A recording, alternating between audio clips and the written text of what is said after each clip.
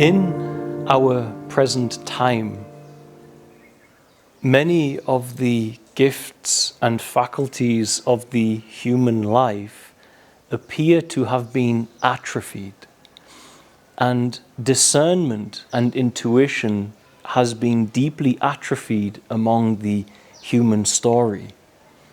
At this time, with the extreme amount of external entertainment, with many generations of education that focused predominantly on taking our awareness into the past and memory and saying, if you recall from the past, you will pass your education in the future.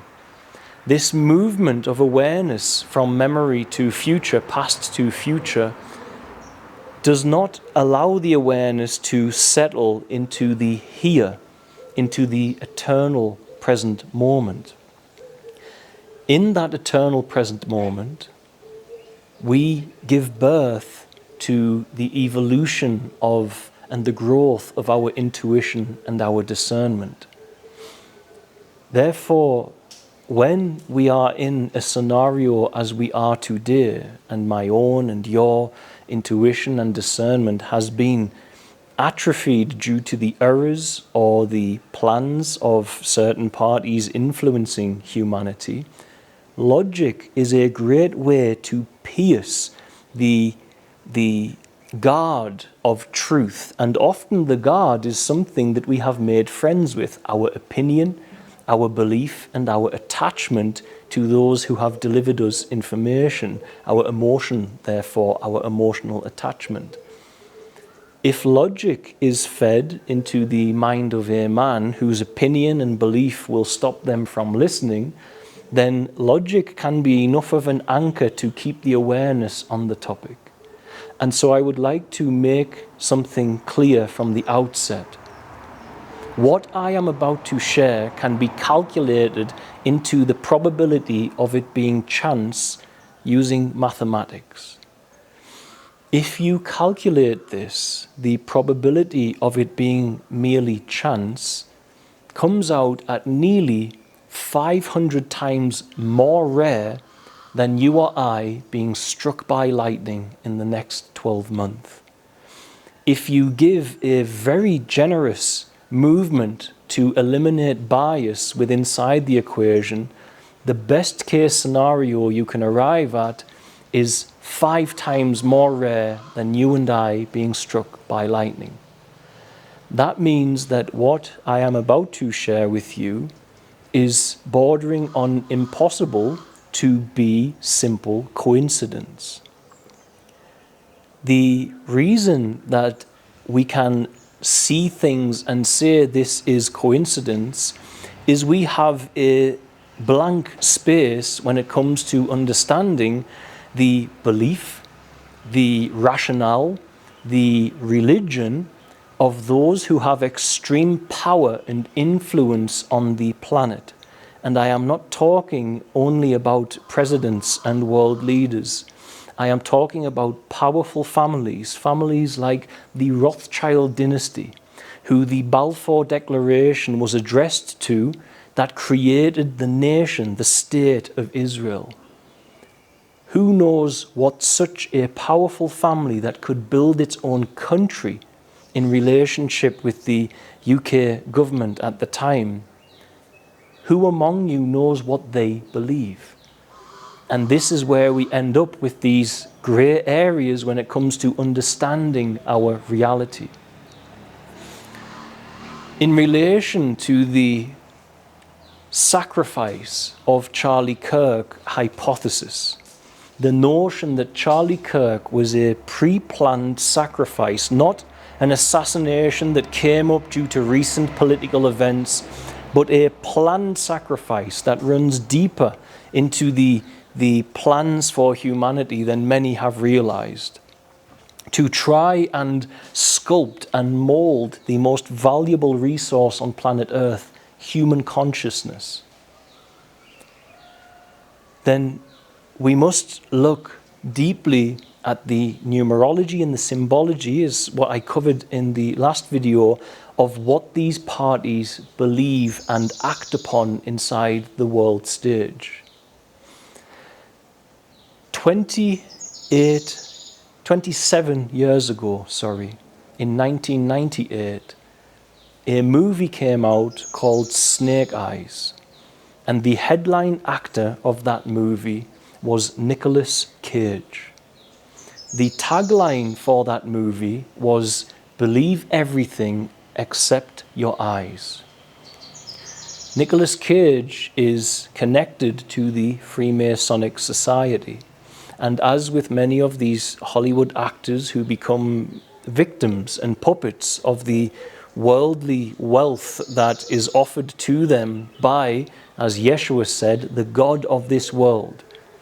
Yeshua was offered the kingdoms of this world and said no. Many of us in the human story have said yes. And in doing so, the father of lies, the father of deception, has many human beings who are living out lives without any control, as it was with, for instance, Nicolas Cage, who burned through $150 million and went into bankruptcy. Just a life of unfulfilled desire, the bottomless pit of human worldly desire. Nicolas Cage made this movie, Snake Eyes, and he built himself a pyramid tomb for when he passes away. This pyramid tomb is a Freemasonic tomb for the death of he, a Freemason, when the time comes, is what many perceive that to mean. The movie Snake Eyes is about a politician called Charles Kirkland. Now, Charlie Kirk, Charles Kirkland, extremely similar names. Charles Kirkland in the movie is shot by a sniper here, the same exact place that Charlie Kirk was shot. In the movie, when he is shot, he is attending a boxing match, and you can see the advert for the boxing match says clearly that it was September 10th. Charlie Kirk was killed on September 10th. In the movie, in the boxing ring, is a boxer called Tyler the Executioner. Charles Kirkland in the movie is shot in the neck on September 10th. Charlie Kirk shot in the neck September 10th. Charles Kirkland shot in the neck September 10th. And in front of him in the boxing ring is Tyler the Executioner. Charlie Kirk's assassin or executioner is said to be Tyler. However, in the movie, that boxer takes a fall to distract people from the truth about what is happening. And many are saying that Tyler, the gunman of Charlie Kirk, is the fall guy for the reality of what is happening. That scene takes place in the Taj Mahal casino. The boxer takes a fall, Tyler the Executioner. Many say Tyler the assassin or the executioner of Charlie Kirk is the fall guy. It happens on September 10th in the movie and in Charlie Kirk's shooting. Beyond there, the person shot in the neck is Charles Kirkland and Charlie Kirk. That entire scene takes place in the Taj Mahal casino, which is owned by Donald Trump. That casino was going bankrupt, and Rothschild, the founder of the State of Israel, sent in Wilbur Ross. Wilbur Ross is an associate who worked for Rothschild for nearly 30 years. He is part of the Rothschild clan, as it were. Rothschild ultimately, through Wilbur Ross, bailed out Donald Trump from bankruptcy. And in that movie, Donald Trump is even mentioned. So you have this uncanny string of events, but in the movie plot, the persons who are behind the assassination of the politician or the Secretary of Defense, I believe it is, Charles Kirkland, Charlie Kirk, Charles Kirkland, is actually Israel that was founded and created by the Rothschild family. So there is this very abnormal connectivity there. And if you calculate the probability that Charlie Kirk and Charles Kirkland shot in the neck as an execution or assassination on September 10th in the movie, September 10th in real life, in the ring is Tyler the executioner, who takes a fall to cover up what is going on, to distract from the event. If you submit all of that data into mathematical probability of being mere chance, it comes out at nearly 500 times more rare than you or I being struck by lightning in the next 12 months. Or if you add a very generous element for eliminating bias, 5 times more rare, which is still impossible. And therefore, the question comes in, how on earth could a movie predict, is the way people's minds look upon this, the event of Charlie Kirk's assassination? He would have been 4 years of age when that movie was created. How? How could it predict that? I will get onto that shortly. And before I do, I want to say that quickly, in my last video, I pointed something out. Freemasonry is everywhere, and there are those who are in the Freemasonic society who know nothing about the highest degrees.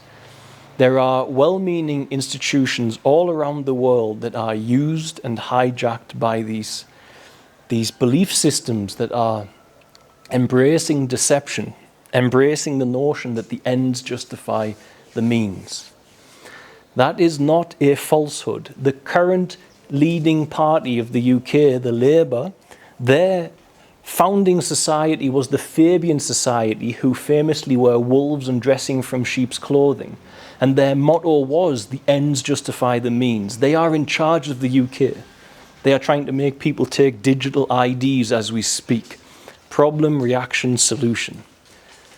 It is not that, it is beautiful that we cannot look upon our fellow man as if they may be involved in deception. But the reality stands that it is here. And the founding society of the leading Labour Party of the UK believed in deception as a virtue, openly. It's just humanity won't look upon it and bring that in, because it's really difficult for the boundaries of the goodness of our imagination to incorporate such broad deception. I believe that most of you know that it is thanks to the community that is listening and the community of the past that has listened, sharing their love and support, that we have been able to build 2 villages out in East Africa. And across those villages live nearly 300 children who were living without any parents or guardians, and the majority of them special needs, living in isolation, suffering and neglect of a level that is hard to even comprehend in this world. Thank you to everybody who has made our family, our vision, and all of that love and healing possible. Without you, there is no way that any of that would exist. The majority of what we do is made possible by our partners. Our partners partner with everything that we do for our family to provide care for hundreds of special needs children, many of which severely ill. Our partners partner as little as $1 a month, up to whatever God compels them to be able to share. And it is that guaranteed monthly support whereby we are able to structure the majority of all that we do on the back of, and then of course beyond there, our prayer. To all who already partner with us, thank you for your love and support. But for those of you who may be interested in partnering, please visit www.sharetanzania.com/partnership. find out more. Thank you on behalf of my family and our beautiful team, and of course the heart of our family, our beautiful children, for all of the love and support. We simply could not be where we are without you. God bless, guys. Bye. As we are innately holy, pure, true. The Masons at the top level have a belief that all comes from one, which is the inscription on Nicolas Cage's pyramid. And of course, all does come from one, but in that belief comes down to believing that therefore nothing is wrong. If all comes from one, that means that perversion is from the all, and therefore a lack of acknowledgement of wrongdoing, the belief that all comes from one, so everything is okay, is part of that Luciferian state of consciousness. When Charlie Kirk was shot, it was in the hypothesis of a sacrifice by the satanic elite, by the synagogue of Satan. It was within that hypothesis that it was a cornerstone ceremony. Freemasons always have a cornerstone ceremony. It is well known. George Washington laid the cornerstone as a Grand Master of Freemasonry, the first US president, to build Washington, D.C. When they are building a physical structure, they lay a cornerstone, and then their ceremony states they must have a procession. And a procession is where they march and pray around the perimeter of what they have created. And in doing so, they take ownership energetically of that space, area, and land.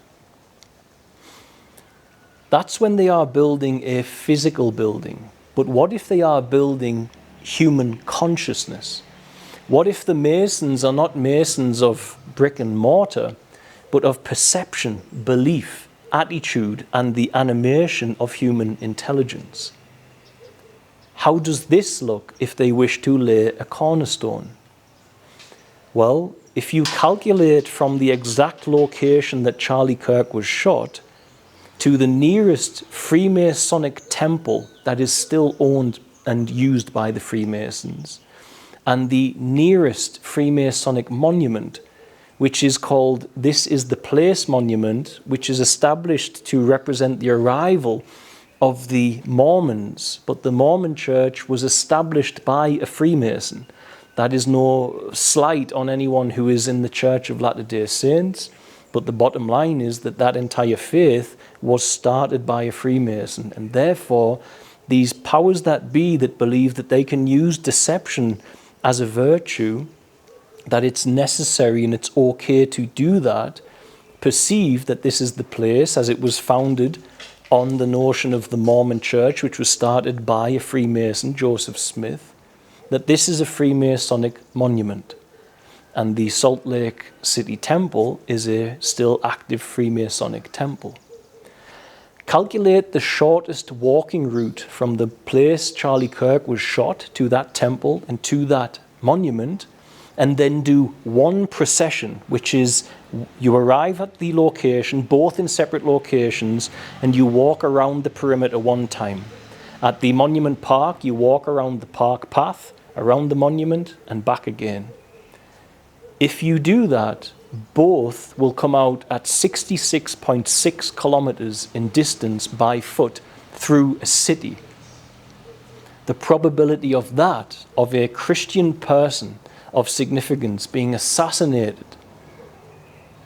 exactly 66.6 kilometers shortest walking distance from two what are ultimately temples that represent the opposite of the spirit of truth, that is holy, and worship or glorify the spirit of deception, the father of lies.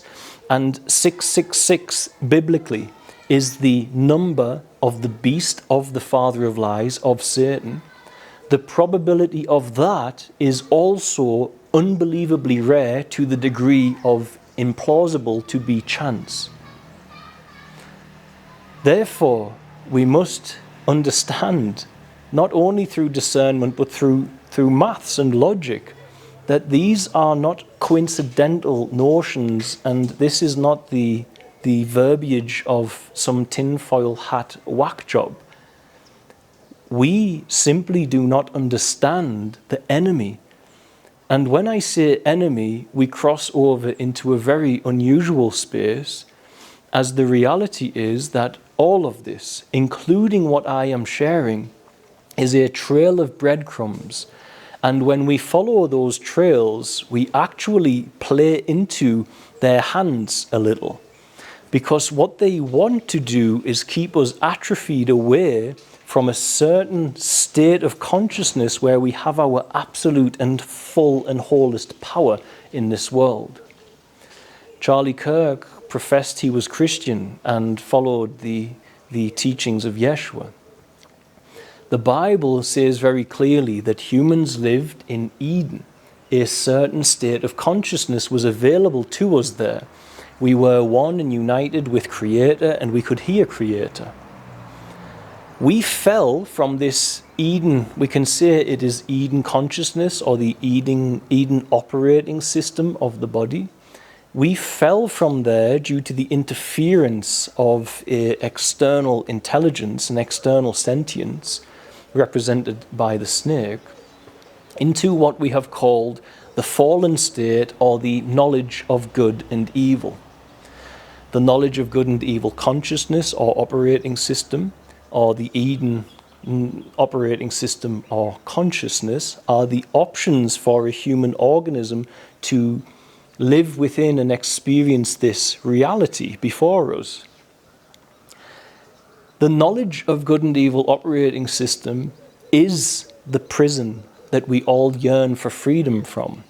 When you look at the Charlie Kirk shooting and you sense that something is wrong, and you are aware something is off and you can feel it, it would be more clear if the knowledge of good and evil operating system wasn't the dominant one that you had been placed into.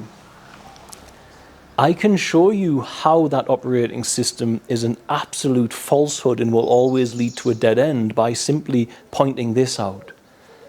Those on the left wing and those on the right wing both believe they are on the side of good. And many believe that the left are evil, and the left believe that the right are evil. Those who have adopted the identity of race can believe that white people are evil or black people are evil. Those who have adopted religion as identity can believe that Islam is evil or Christianity is evil. But as they do this, both sides are adamant that they are on the side of good. Israel is certain they are on the side of good. Iran is certain they are on the side of good. The left believe they are on the side of good. The right believe they are on the side of good. If you can see this with clarity, the knowledge of good and evil operating system is guaranteed, therefore, to give birth to separation. For the left thinks the right are evil, the right thinks the left are evil, or at least somewhere, if it's not deeply ingrained, that sense is there. If you can see this, then you understand that by looking at the duality of your fellow man, having the opposite system of identity that you have adopted, and perceiving that they must be deceived or on the side of evil or wrong, but not acknowledging that they too are certain that they are on the side of good, just as you are, that separation that will take place by seeing your fellow man as divided from you due to structures in thought will give birth to conflict. And there are parties involved in this that perceive the human organism to be a container. And that container has something precious within it.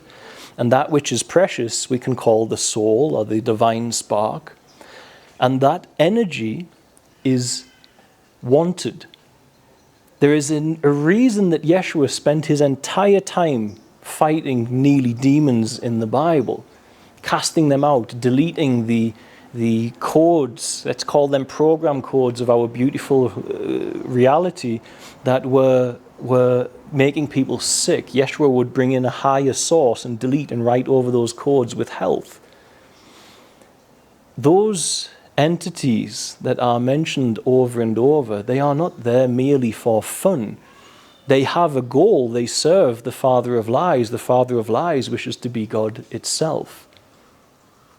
In doing that, energy is required. And if the container can be led into conflict, then the energy will be brought into low frequencies through suffering and war and so on, where it can be easily extracted by these beings who also live on such a low frequency, because they themselves also live in this deluded state of the knowledge of good and evil operating system, believing that they are on the side of good. And that's the crux of the knowledge of good and evil. Everybody always believes they are on the side of good. You may have an exception with a psychopath. You may have an exception with a child who's raised to believe they are evil or something of this nature. But we are looking at a planet-wide network of elite who are lying and deceiving within inside the Freemasonic sacrifice of Charlie Kirk hypothesis. And it would be extremely difficult to get a huge collective of psychopaths to work in unison. But it would be very easy to get a huge collective of humans who have embraced the knowledge of good and evil operating system as the dominant operating system to believe they are on the side of good, for everybody does believe they are on the side of good.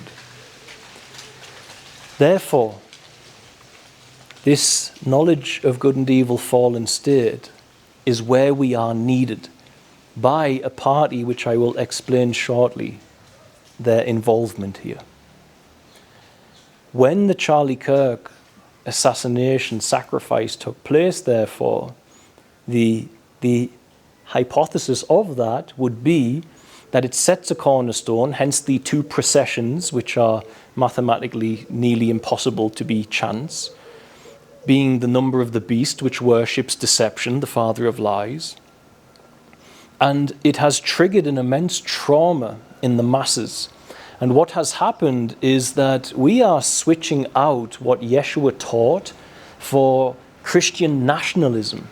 And there is no power in Christian nationalism because you sit in the knowledge of good and evil, deeply rooted into the right, believing that the left is evil. This is what is happening. And the left likewise think that the right is evil. So after the trauma that many felt through the killing of Charlie Kirk, a family man, a father, they see this.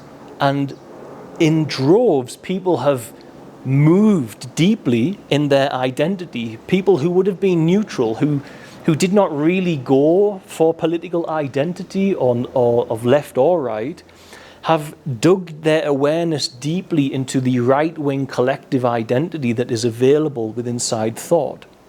And many now are so deeply attached to the right wing that they are saying with clarity, the left is evil and we are on the side of good. And the left are looking at the right and saying, well, you don't understand, we're on the side of good and you're evil. And so it has worked perfectly to drive awareness, to drive the soul inside the container of the human organisms that we are collectively into the container's operating system that is fallen, to create a major divide which will inevitably lead to conflict, which will lead to immense problems, which will serve them energetically and then open a doorway for solutions to be offered. I won't get into the solutions for now, but I hope that that is clear. So the question now comes in, before we move on to how on earth could they know 27 years ago, when Charlie Kirk was only 4 years old, I believe he would have been. How would they know that he would be in that position? How would they know that he would be in charge of Turning Point? How would they know he would be a figure of such standing, and if they were to kill that figure, then it would create this change and this cornerstone ceremony of building humanity's consciousness in a particular way? I will touch this momentarily, but before I do, I want to say inside our human story, we are living in a very limited box of perception, again, due to our belief, our opinion, and our attachment. If somebody you love teaches you information, you are much less likely to challenge it as you see the attachment to the teacher. And so you can't with objectivity look at the information unless you can bypass these attachments, unless you can set your intelligence free from emotion, from opinion, from belief, from arrogance, from all of this. There we can have a new state of consciousness which is moving back towards Eden. So who would take humanity and lead them to believe that deception is a means, that the ends justify the means, and deception and sacrifice and trauma is a valid way to organize human consciousness towards what you want? Well, according to the scripture and according to what I feel as a human being when I am fasting and praying and in my highest, lies and deception does not belong to the energy that is holy in truth, that wants to animate our intelligence so we can become the hands and feet of our Creator. The deceptive energy is the false creator God, the ruler of this world, Satan, the father of lies. So how would this energy of Satan, that is a potential to animate human intelligence, manage to achieve within inside the human story that the elitists would believe they are on the side of good by lying and traumatizing and affecting humanity as they have been? Well, let us take a small look, and this requires a very broad awareness. For now we are stepping outside of the comfortable box that the Matrix has told you is your reality. And this is very hard to do, as I have gone through this over and over again as a man. Why would the most decorated general of the Israeli Secret Service, the chief of space security for 30 years in Israel,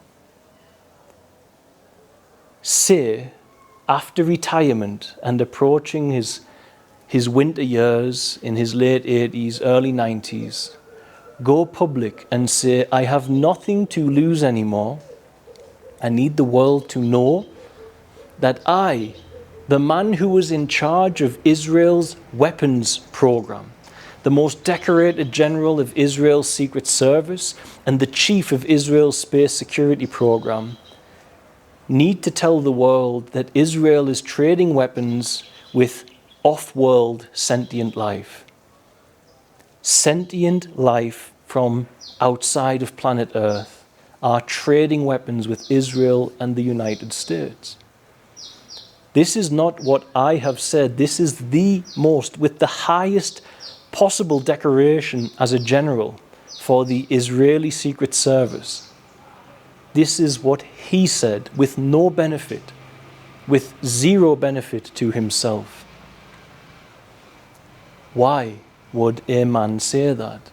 And if the mind is unable to go beyond its belief and opinion because its world structure would be too shaken by that to bring it in, I return you back to the logic of the probability that that movie is chance, is in the base of the calculation 500 times nearly more rare than you and I being struck by lightning, and at the very generous limitation of bias, still impossible at 5 times more rare. Something is there that our standard human consciousness and beautiful, trusting, loving nature is not fully aware of. So in that hypothesis, off-world life, interdimensional life, could very well be serving the wrong, let's say, spirit, God, that is believing that deception is acceptable, that lies and secrecy is acceptable. If they are trading weapons with nations that are harming people, clearly they are not walking in the light of Christ. the light of truth and holiness. Therefore, advanced intelligence convincing humans through interdimensional behaviors, through let's say demonic can be interdimensional. Let's say ETs can be ETs that are also influenced by interdimensional spiritual forces.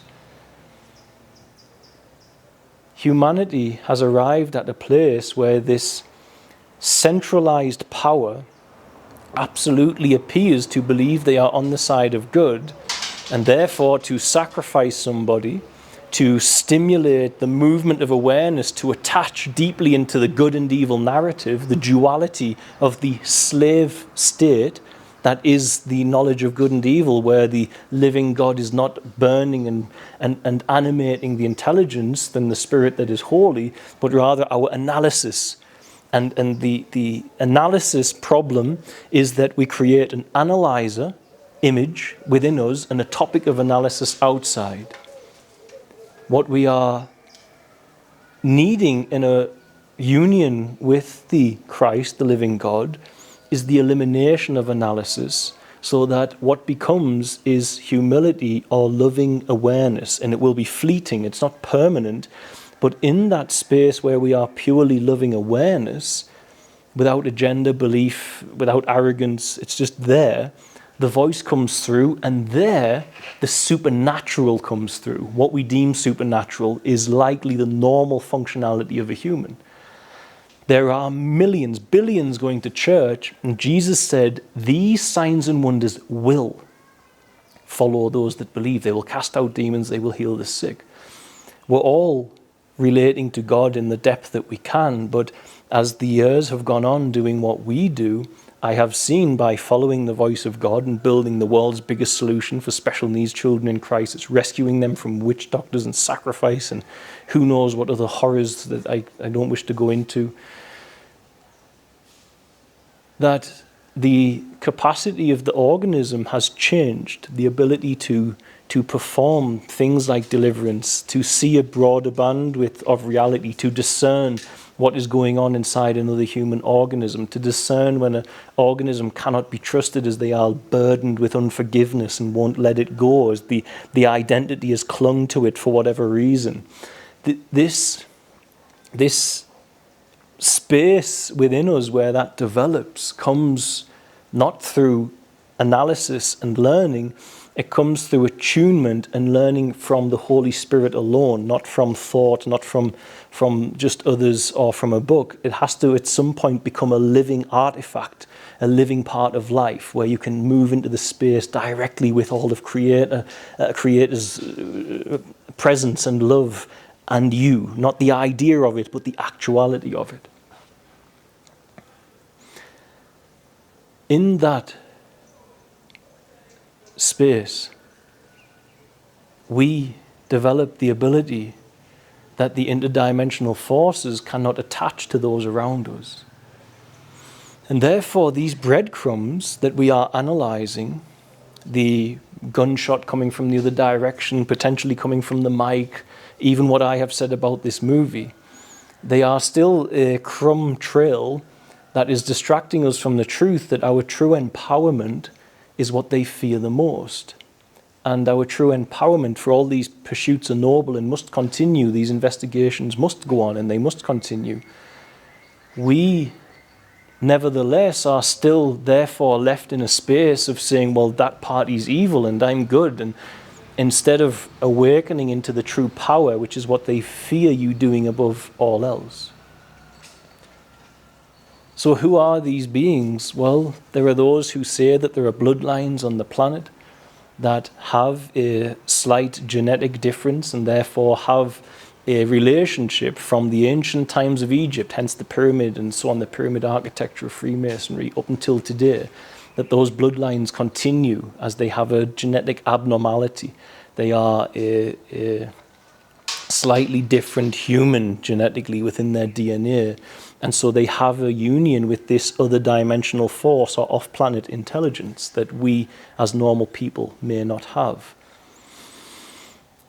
So how can all of that equate if Charlie Kirk was 4 when this happened? Well, again, we must broaden our awareness. You can either completely eliminate the supernatural, which I advise you do not, for it is a very real present part of the human story. If you bring the supernatural in, you could say simply demonic forces of great power, fallen angels, were providing information to the writers of that movie. This is one option, but in our modern day time, as we see technology changing everything around us, if the fallen angel story holds some loose, figurative, practical truth to it, literal truth we can say, then why would they not pursue technology if we have? And therefore I say this: if you have met someone with the gift of prophecy, not fortune telling, fortune tellers are out to serve themselves, or they are out to create despair and dependence on the fortune teller, whereas prophets lead people to power and back to God. But prophecy, if you are a Christian, is something you may have encountered. Even you may have seen something before it happened, and many have this gift. If it exists biologically and spiritually in the human organism, it stands to reason that advanced technology can mimic nature. We have built aeroplanes because birds fly. If there are those with the power that is psychic or with the power of prophecy, it can be created with technology. And if off-world intelligence, as the highest, most decorated general of the Israeli Secret Service, who was the longest-serving leader of the space security program and head of weapons division, says that off-world intelligence is giving technology to Israel, why can technology not mimic the gift of prophecy? Why can the topic of things like Project Looking Glass not have some substance where the ability to look forward in time has been gifted through technological means to the societies and powers of the planet? Or perhaps they simply have humans who are trained and adept to see it. But therefore you would ask, why do the pre-predictive programming at all? Well, this is where it gets complicated, as I am not friends or in with the Rothschilds, and their whole religious system is very secretive. But I do know much after decades of study and after decades of prayer and the Holy Spirit showing me things like the 66.6 kilometers of Charlie's procession from this alleged cornerstone ceremony sacrifice where human consciousness was being built, so the procession walk went around the two nearest Masonic monuments. There are those who have alluded that it is about them absolving a law of a karmic debt within reality. I am not quite certain about that. What I do perceive is this: humans are conscious co-creators. Yeshua attuned to the source code, the Father, the All-Father, and came to this reality and could delete sickness because the channel between the Father and that human form of God, his Son, was so pure that the code of healing and beauty and love could come through and delete the codes that were from the fallen. We therefore are creating our own realities in our own ways. And some of us have been atrophied from that due to survival and the setup of the civilization and matrix that we are in. But if that is correct, and our intention is a creative force, our mind, thought pattern is a creative force, if millions of people watch a movie, it's creating a foundational program code that can be built upon, that can be, and this is where it gets complicated. The mind must expand heavily to understand this. You sit and set an intention. And if you don't set an intention, you will not live your life in the way that you wish. Everything around you from human hands begins with an intent. The house that I am living in, the paving, the walls, my clothing, the camera, all began with intention. And intention attracts creation.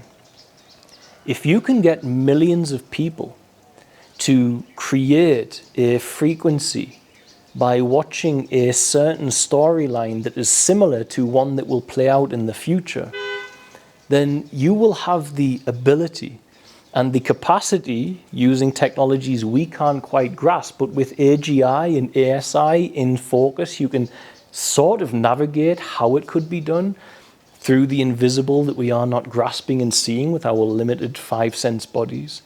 That you take the codes created by those millions of people watching your movie and you nurture them with your tech ready for the actual event coming so that it goes more smoothly. That's another potentiality. Another potentiality is that there is soul technology that allows the jinn, the fallen, who live much longer than we do, to incarnate certain souls in a human body. If you live thousands of years, having a 30-year sabbatical as a human being is not of much consequence to you. It might even be quite fun for you from the dimension in which you inhabit. Who knows? But technology that can control the location of a soul going into an organism is something that we must bring into focus. These are all potentialities. It doesn't matter how woo in your mind it sounds. They are potentials, and there's no way you can say that they are not. They are options. Or there is simply a devious nature that it was known that children would be born for the purpose that they were born for. These are all potentialities. But all that matters is that in this sacrifice hypothesis, we are being led by deceptive forces, and our discernment is atrophied, and the firewall of our own arrogance is ensuring that we stay atrophied, and our attachment as a firewall to people we fall in love with on the TV or in the media also becomes aware, and these are basically elements of slavery to the matrix. And it is all reliant on the knowledge of good and evil operating system. And that is the key premise of all I wish to ultimately say, as I do with every video. The life of the one speaking has no education, planning, strategy to have built the world's biggest solution for special needs children in crisis who were being sacrificed, some of them, they were being raped. They live in a hell on earth that is beyond the suffering of any children and marginalized parties on the planet that I have seen. 10 to 20 years laid in the dark, unable to get up and call for help. It is an unbelievable torment. Through embracing what I would call, at least touching Eden consciousness, where you have living awareness, you hear the voice of God, in faith you follow it. That's it. No strategy, no planning. That is all you do. That is how it all came to pass. And so right now, the longer we stay in the duality, it would appear that that is the space where they want us, where the fallen want us and their human puppets and companions. And so transcending the duality by not spending too much time chasing breadcrumbs when you should be balancing that time with developing your own supernatural, it appears, to the knowledge of good and evil operating system stance capacity. But I would say that's the normal functionality of a human, and when everyone embraces that as a Christian, then interdimensional forces can no longer hide. They can no longer lie, because you will believe your eyes, for you will be fully present with pure discernment. But as that movie Snake Eyes, in which Charles Kirkland is shot in the neck, Charlie Kirk shot in the neck, September 10th, both. Tyler the executioner in the boxing ring takes a fall. Tyler the gunman, people are saying, taking the fall. To cover up that Israel was involved. What is Israel? It's a creation of Rothschild. Rothschild has created that Zionist state. There are many Jews who say that that's not correct. But it's not Rothschild, for you wrestle not against flesh and blood, but spiritual wickedness in high places. So it all transcends all the way back through to the dimension beyond the one in which you live, or dimensions beyond. And when you can understand that, you realize that we cannot fight that dimension when we live within a frequency range of the knowledge of good and evil. We must transcend the dimension through fasting, prayer, unity with our Creator, the elimination of our arrogance, the elimination of our judgments, of our unforgiveness. And we must soar upstream in the river of light, near to the heart of our Creator, the source code, the Christ, and bring that forward into this world. And there we shine light.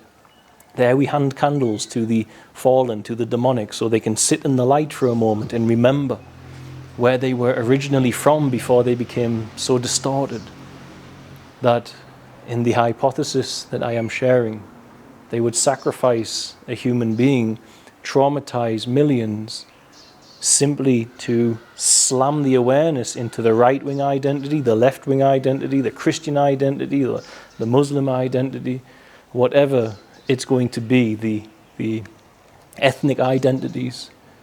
And in doing so, the awareness gets trapped by the container, looking out at other souls, not realizing they are all from the same place, they're all the same awareness, and saying, oh, those are evil and I'm on the side of good. But nobody acknowledges that everybody thinks they are on the side of good. And if everyone could just stop a moment and recognize that, they would recognize that the knowledge of good and evil is an overlay program system, operating system, on top of the one that is aware of all of your opinions and thoughts. And if you can be aware of your name, your identity, your beliefs, your political, religious affiliation, you can recognize that you cannot be them, for you are aware of them. And the awareness that is aware is the only common ground and shared experience that humans should build a future from. And there we will find that we are filled with the Eden consciousness. And yes, we can learn through thought what is right and wrong. And we can understand not to kill one another without having to go ahead and doing it and seeing it feels bad. But we become sensitive. We become deeply sensitized by the presence of the living God within us. And then you feel it. When you go to deceive, it feels awful, so you can't do it. And that is a new human that has been born again. Being born again is not a mental identity. It is the elimination of the knowledge of good and evil operating system and all of its identities, and the birth of the Eden consciousness, the Christ space within us, where, as it says in the Bible, as he was in this world, so are you, or you must die for Christ to be born.